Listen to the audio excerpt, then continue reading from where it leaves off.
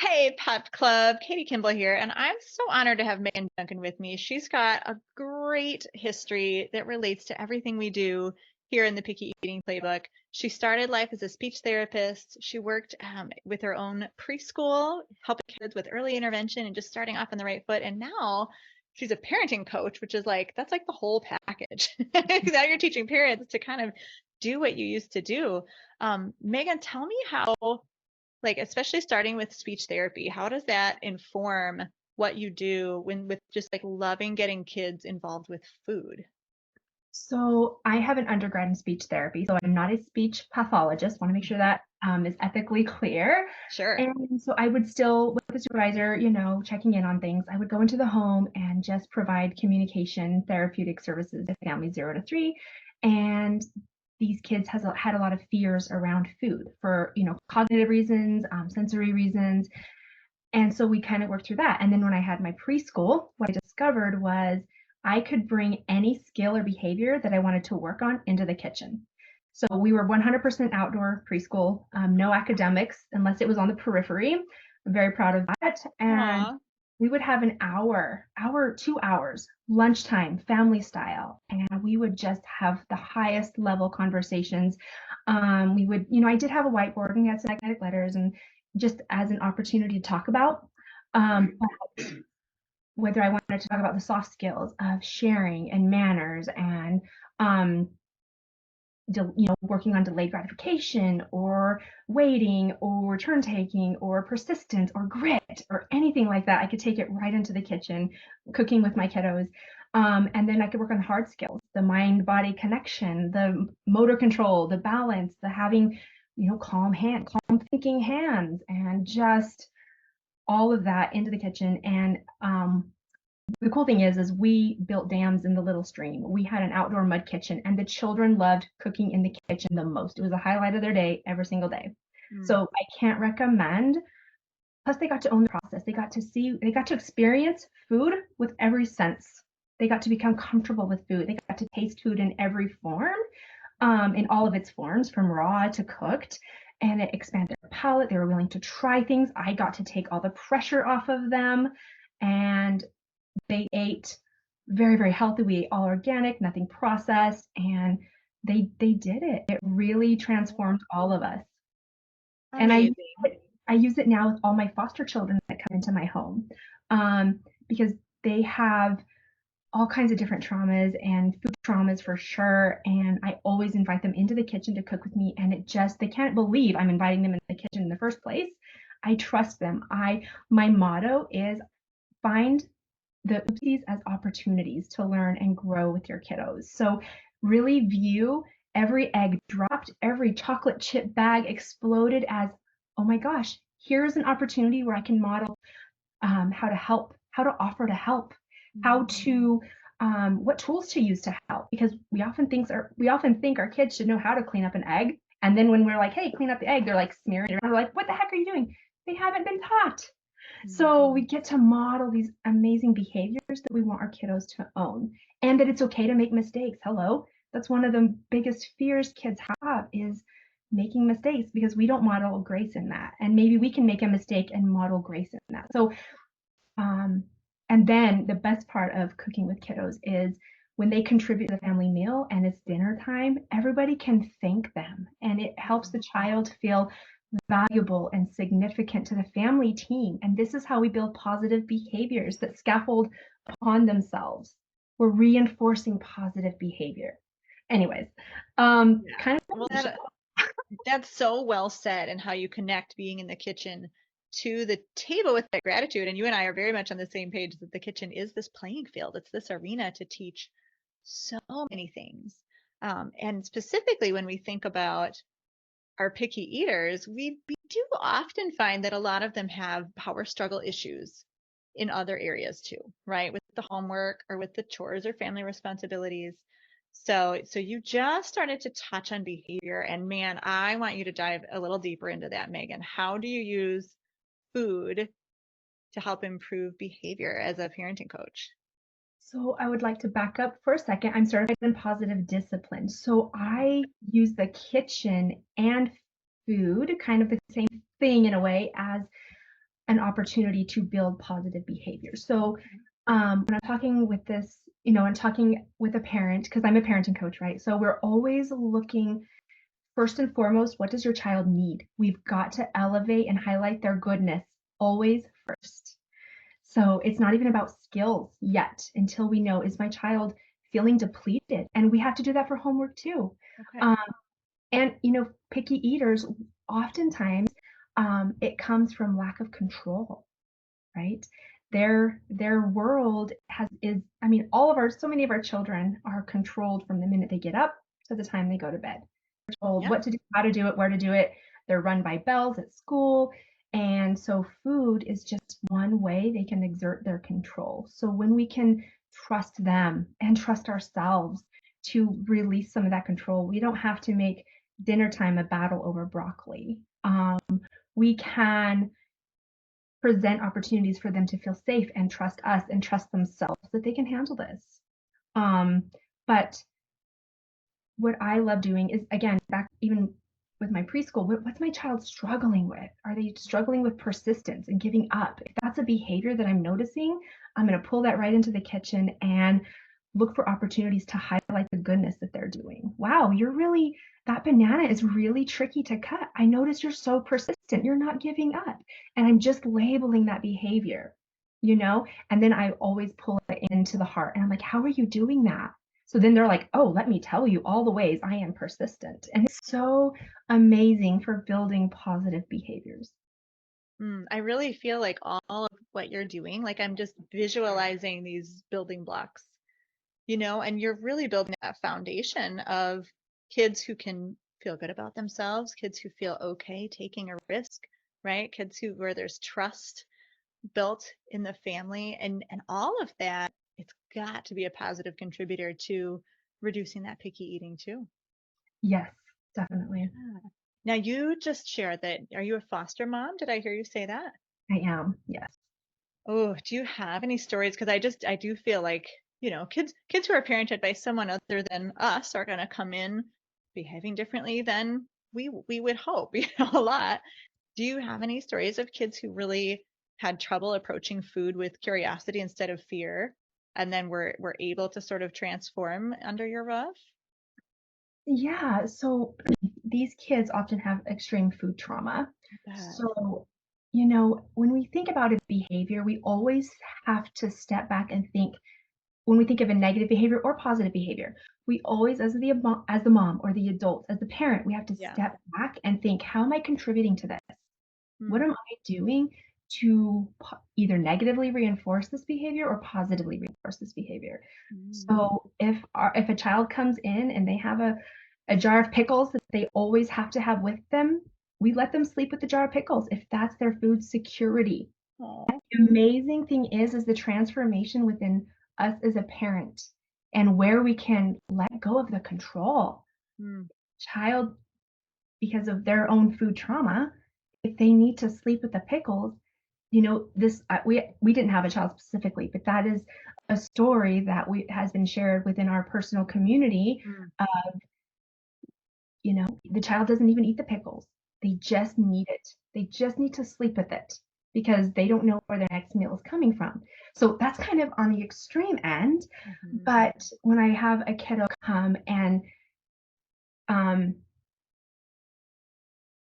honestly, pickiness isn't even an, I don't make it an issue. They eat what they can and what they do eat, and they help when they've never cut a carrot or peeled a carrot Yeah. before. And now they're like, "Oh, maybe this is delicious." They get to experience it with their whole body, Mm. and I'm over there tasting and stuff, and they're like, "Oh," and they've just been told no, no, no, no, no for so long that now they're invited to experience food in a new way. It just eliminates so many obstacles, so many friction opportunities. Yeah, it sounds like maybe as a parenting coach, do you tell parents to say yes a lot more? And like, how do you help parents get over our psychological roadblocks of, oh, I don't want my kids in the kitchen. They're going to drop the egg, going to slow me down. I don't have time for this, Megan. What do you do? I tell them they need to have a poopy mindset. And Okay. that's exactly why it pulls us out, it pulls us into curiosity. It pulls us into a little bit of playfulness. Poopy mindset, what? And the kids love it. So poopy, what does it stand for? The first P is patient. We have to know that we're in a space to be patient. The O in the O is oopsies into opportunities. So we Mm. have to believe that the egg dropped, the cheese cut too thick, the whatever it is, we have to go all in and embrace those opportunities as glorious and golden and the perfect thing that needs to happen to teach, to model behaviors that we want our kids to have and own. And then the other P is playful. If we can be a little playful, kids can, they resonate, they get in the same frequency as us, and Mm. they hear us in such a better way. And then the why, yes, if it's a yes to all of those, bring them in. And the cool thing is, you can bring them in for 1 minute to do one tiny task, Mm. and that's enough. That's enough to highlight their goodness, whatever behavior you're looking for. And then, you know, you can thank them and they can go, or maybe they want to stay. But it doesn't, I think parents, we get stuck in perfectionism. Like we have this outcome we're looking for, behavior, cleanup, what the food should look like, all of those things. We can release all of that. It's not about the food in when we're thinking about what our kids need.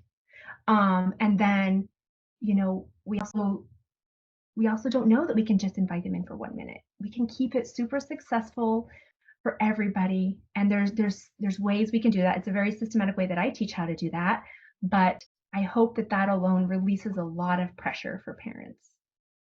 Yeah, I mean, this is so encouraging. I would love if you can give parents more examples of those positive behaviors that they might be able to look for in the kitchen. Like, can you give us some scripts on words to say to promote Mhm. those? Because for many, even for me, like this is feeling a little like I'm feeling a little friction Okay. with what I normally do, which is great because I love what you're saying. You know, I loved how you called out um the positive and the perseverance. So what are some Mhm. other scripts parents can borrow from you? Yeah, so if you notice that your kiddo is having a struggle sharing, right?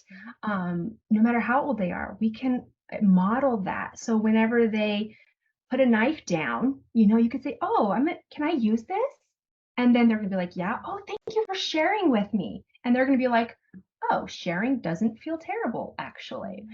Mm. So just to stay on that, sharing, I would never force sharing because if we think about it, sharing is a super complex, empathetic skill. And when we force sharing, it takes what sharing is completely out of the equation.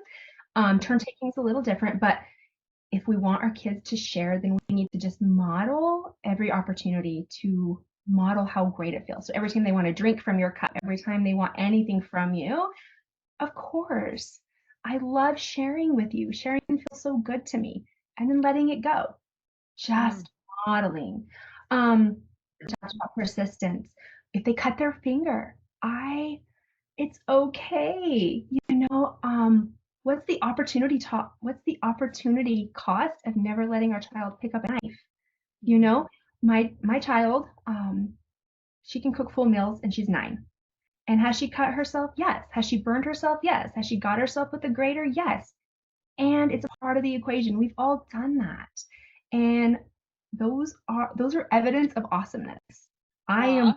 I love those moments because you know, she used to like freak out and now she's like, oh man, let me get a band-aid, and she has it's grit. That's a grit characteristic, and we're just solving our own problem and not giving up, not letting that little nick stop her from her goals. She's making a mistake and she's moving forward anyways, right? Yeah, Um, fantastic. yeah. And then if we think about hard skills, I do like some people have resistance into labeling those hard and soft skills. They're equally as important. Actually, I would say soft skills are more important. I like to differentiate them because I like to focus on them in a different way. But Mm. if our kiddo is struggling at math or reading or spelling, or if we want to embed higher level vocabulary like viscosity or non-Newtonian fluids or volume or gravity or whatever, we can do that in the kitchen with our kids. Yeah, most absolutely. It's a good educational arena, that's for sure. Well, thank you for reminding parents that they can do this in small pieces, right? 1 minute. Mhm. Look for those positive behaviors. Um, what kind of phrases would you use at the table? Like, I know what I tell our Okay. picky eating playbook members. If a kid says, ew, gross, I'm not eating that. What's your playbook for that one? All right. Love that.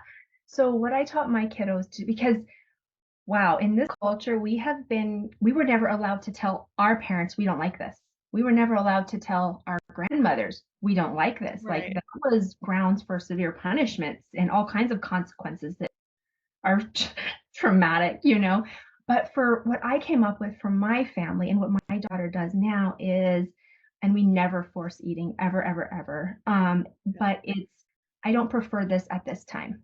And my preschoolers used this too, and it was so cute. And when they would use it with their parents, it was just so special because when a child can say that, an adult listens because an adult has heard, I don't like it for, years, and it does create a visceral reaction within us. But when they can say, I don't prefer this at this time, not only, from my preschoolers experience in their faces, they loved saying that. I bet. Um, it was able to be received in a different way and Mm. honored. It was able to be honored. And what I love about it, because my foster children use this too, is it leaves it open for next time. I don't prefer it at this time. I love that. Yes. And, I teach, it's not my favorite Okay. yet. So it's good. Oh, It's great to have like additional scripts that have the same goal. yes. The end goal is to diffuse that anger or power struggle, Mm. to give the child a script so that they don't have to default to ew gross. Mhm. And I like that open-endedness too, is that we're always having that growth mindset that the child can and someday might be open to this food. So, so good. I mean, I just feel like we could probably talk for an hour, but I would love for you to end, Megan, with two things. One is, what would you want parents, specifically of picky eaters, to hear most of all from you as a parenting coach? And Okay. then how can people connect with you if they would love to learn more? So what I would love for parents of picky eaters to really lean into is, what part are you contributing? Because we Mm. always are. We have preconceived judgments and we have expectations, and maybe we can release those. And what part are we contributing? And I can't not say, turn oopsies into opportunities. Whether your child drops, broccoli on the floor or whatever it is. I think that can go into pickiness because it helps the child know they can trust you not to freak out. Uh, Mm. and a lot of times, picky eating comes from, yes, sensory systems, having preferences and whatever, but a lot of it is are these children wanting control of something in their life. So just giving some control back to them. Does that answer that well enough? I think that is a fantastic way to tie a bow on the Okay. beautiful package full of wisdom you've shared with our people. Now, Megan, if parents are thinking, like maybe positive parenting coaching is exactly what I need, where can they find you?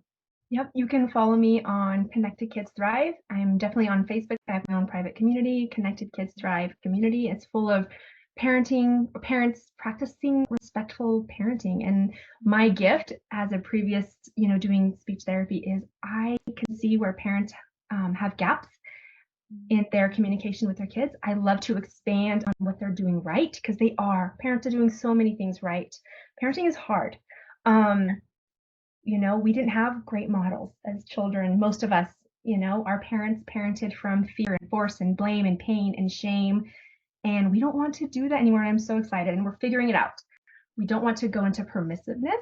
Um, we don't want our kids to walk over us. So that middle ground is tools, positive discipline, respectful communication based goals, giving our children some power.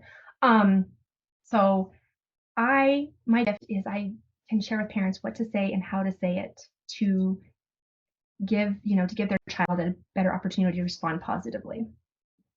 Such a good focus on those positive behaviors and positive words. Thank you so much, Megan Duncan from Connected Kids Thrive. Thank you. Bye.